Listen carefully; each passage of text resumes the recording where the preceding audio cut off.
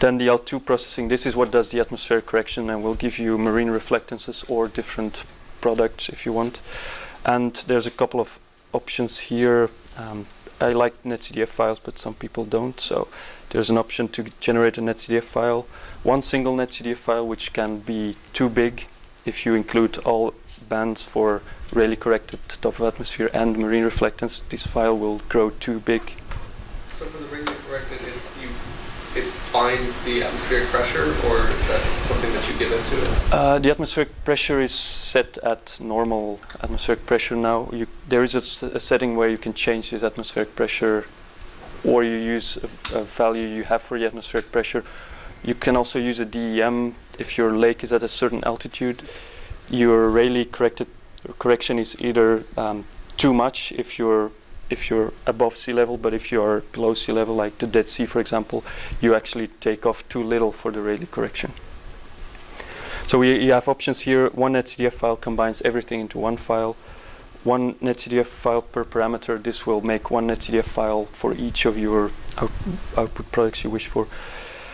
Or you can make a geotiff file. This will make a geotiff file per output parameter you choose. So I'm not going to make any of those. Well, I'll make a netcdf file. Yeah, this one. PNG files, it's just a PNG map of the parameters you chose. These are the standard outputs, so it's row W, so that's the water reflectances. We have the 443, 483, 561, and the 655 visible channels. 865 is a near-infrared channel, and this row AM is what we say the multiple aerosol scattering at 865 is. And then you can see my email address if you click About. And you have advanced options which have many things you can explore. But basically this allows you here in the middle to select top of atmosphere reflectors. So these are actually directly coming from the geotiff files of USGS. If you use the default, if you use the correction to go to radiances, these are slightly different from the USGS provided reflectance. And then there's this additional output products which are listed in a PDF file here somewhere. So there's a PDF show explaining what all these things are, explaining the advanced settings as well, and then at the bottom there you should get a list of different products. So you have the marine reflectances, but then you also have products that use existing algorithms to convert those marine reflectances to product. So here I've included the chlorophyll OC2 and OC3 algorithms that are also in CDAS. So this uses the OC2 uses a blue and a green band to determine the ratio between green and red marine reflectances, and this slope is then this ratio is then converted to chlorophyll concentration. OC3 uses 2 blue bands and 1 green band. And then, for example, you have SPM algorithms in there and turbidity algorithms as well. So these basically take the marine reflectances and apply this algorithm directly. So let's just add here, maybe this one. So I'm just adding another output. I'll add chlorophyll OC3 as well. Some mapping options that make your map do different things to your map.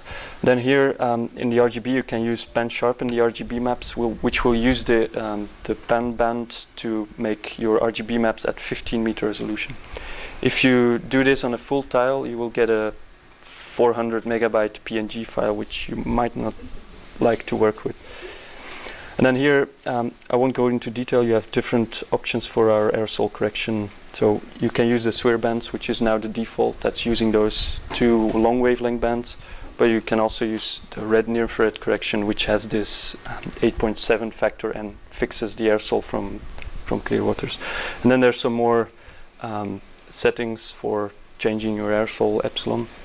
And as Colin was asking, can you play with this number? Well, if you are going below 0, you could change this epsilon value here to subtract less for the aerosol correction. Do you rework the chlorophyll algorithms for this band set, or? Brian did that.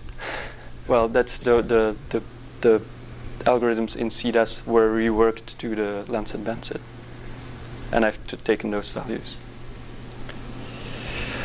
So here we have the gains. So the default is the flat gains, but I've included the gains I mentioned. So the France average gains are compared to MOBI, get the different gains for the different channels. And this is the Rayleigh correction where you can change the pressure or your elevation, or use the SRTM 30 meter TEM to estimate where your elevation. So and then you could just hit run and it will start doing all these things, spitting out images.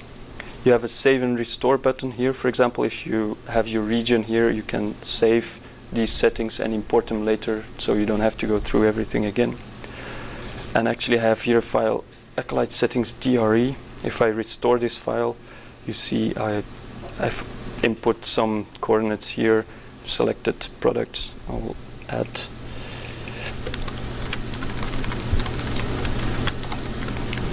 these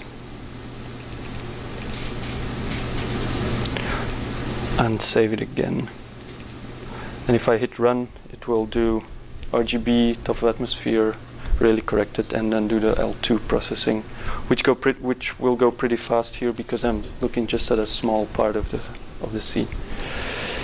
So I should have outputs in this folder here, and there's a whole lot of things that's been produced. So we have TOA of the DRE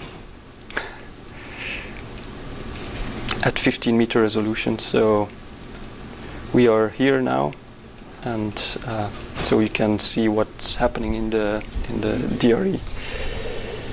So this has this blue hue again. This is the Rayleigh scattering that's not been accounted for. If I look at the Rayleigh corrected, so this is also using the pan band to go down to 15 meter resolution. So you see ships and things like that. And then we have here the different channels, marine reflectances as well. There's a scale bar there if we want to use those plots. The signal is pretty low in these images. If we look at chlorophyll concentration, it's pretty high, and you see these weird values here. That's where one of the bands in the blue, or probably the blue, went below zero, and the ratio is a bit messed up. We want to see more of this. Can you go to it again? The chlorophyll, along the Denver scale as you go up and as you go out, what should we expect when we go next week? So we expect that chlorophyll is going to go down as you go out. And so these maps are all scaled to a default range, but if you look at the Acolyte input, there's these two config files which you can change your scaling of the output maps. So for example, if we want to change the chlorophyll from a logarithmic scale to a linear scale, we set the log to 0, and we can change this to whatever we want. And then if we save it and run this again, let's just do the chlorophyll again, then it should make a new map with a different scaling.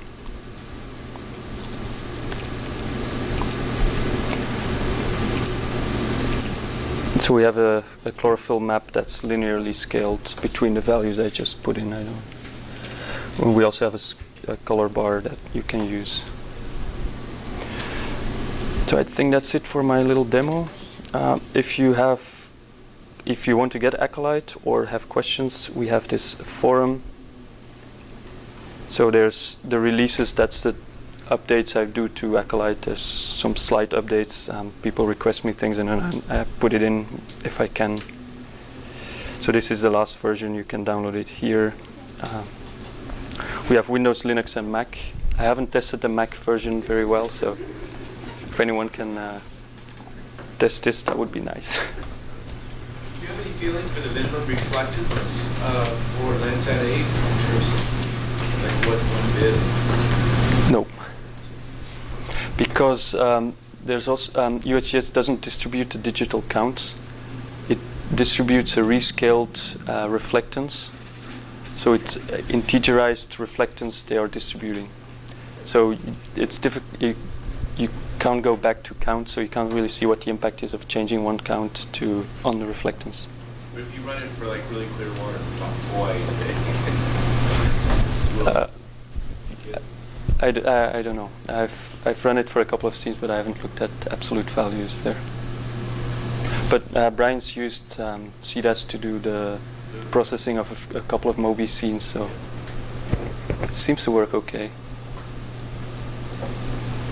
Have you ever looked at any of the bays that have a lot of the mussel racks to see whether or not you can maybe see the effect as the tide is going out that they're grazing, or the upstream, downstream?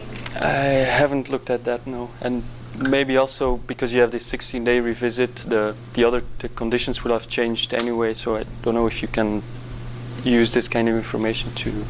But if you know the tidal, if you know something about the tidal phase, and you see the color of the water coming into the rack, the color leaving. Oh, yeah.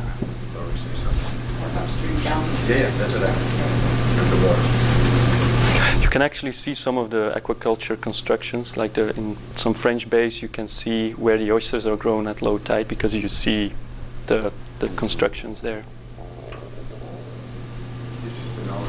This is absolutely